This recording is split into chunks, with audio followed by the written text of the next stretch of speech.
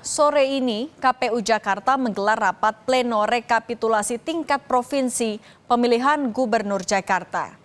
Rapat pleno tingkat provinsi dilakukan setelah menyelesaikan rekapitulasi suara tingkat kabupaten kota. Berbeda dengan rapat pleno tingkat kabupaten kota, di tingkat provinsi, KPU mempersiapkan segala kendala yang dihadapi selama pencoblosan dan rekapitulasi, seperti keluhan dari pasangan calon dan saksi-saksi yang tidak menandatangani hasil rekapitulasi.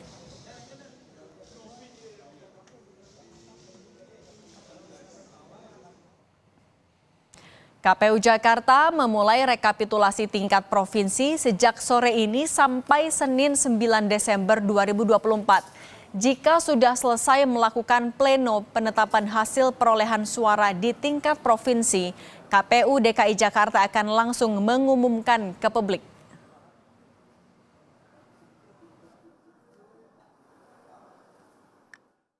Halnya dengan tingkat provinsi. Tingkat provinsi juga nanti pengumumannya setelah kami selesai melakukan pleno penetapan hasil perolehan suara di tingkat provinsi, maka kami akan langsung umumkan. Sehingga nanti makanya saya nggak bisa jelaskan kapan kita akan mengumumkan. Kita nggak tahu nanti dinamika di pleno rekapitulasi seperti apa. Kalau tidak ada kendala bisa jadi di tanggal 7 kita sudah umumkan. Atau mungkin di tanggal 8 Desember sudah kita umumkan. Jadi informasi paling baru kita tanyakan ke jurnalis Kompas TV Niputu Trisnanda. Putu, selamat petang. Jadi apa saja rangkaian agenda rekapitulasi tingkat provinsi sore ini?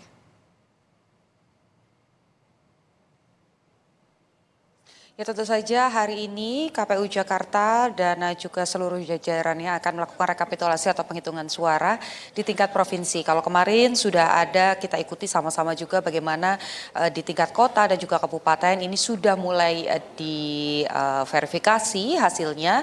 Nah, nanti angka-angka tersebut akan dibahas lagi di rapat pleno yang akan digelar selama 3 hari, targetnya dari hari ini sampai dengan besok Senin sekitar tanggal 7 atau tanggal 8 ya, tanggal 9 akan kemudian diumumkan bagaimana hasilnya, karena nanti baik itu dari KPU, kemudian Bawaslu dan juga saksi-saksi dari masing-masing paslon akan melihat bagaimana perolehan suara yang hasilnya ini tertulis di C1 dan juga akan dibandingkan dengan perolehan suara yang sudah diupload di sistem Sirekap. Jadi nanti ketika semua ini sudah dihitung kemudian diverifikasi, ada 6 kabupaten kota, yaitu Jakarta Utara, Selatan, Barat, Timur, Utara, kemudian juga ada Kepulauan Seribu.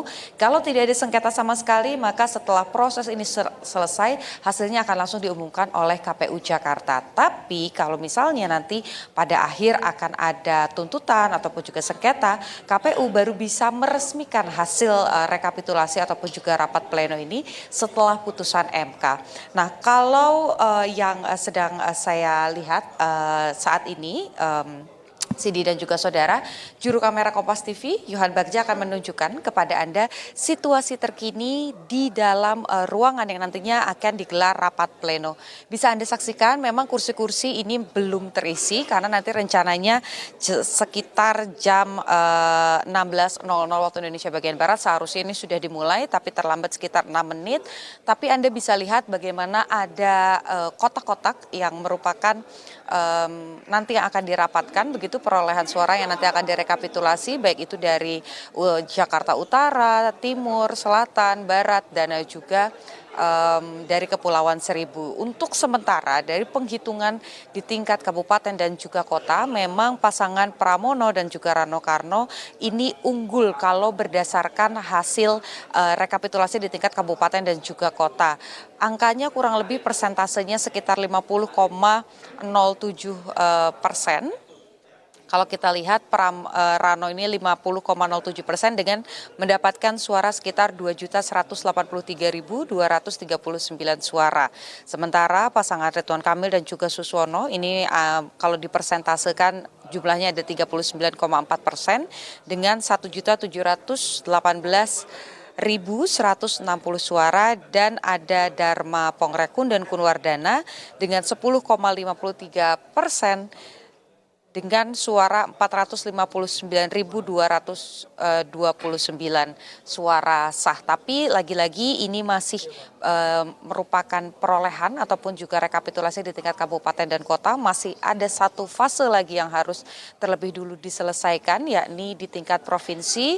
Lalu dilihat lagi nanti apakah ada sengketa atau tidak, karena jika tidak dan Pramono dan juga Rano ini memang betul mendapatkan 50,07, artinya melebihi 50+1, pasangan Pramono Rano ini kemungkinan akan bisa muncul sebagai pemenang dengan hanya satu putaran. Tapi kalau ada yang berbeda, misalnya di tingkat provinsi, apakah ada suara sah yang kemudian berubah angkanya, atau misalnya ada temuan-temuan lain yang tidak sesuai pada saat proses verifikasi, maka tentu saja ini akan melewati sengketa dulu di MK, begitu, baru nanti hasilnya bisa diumumkan setelah MK memberikan keputusan. Cindy.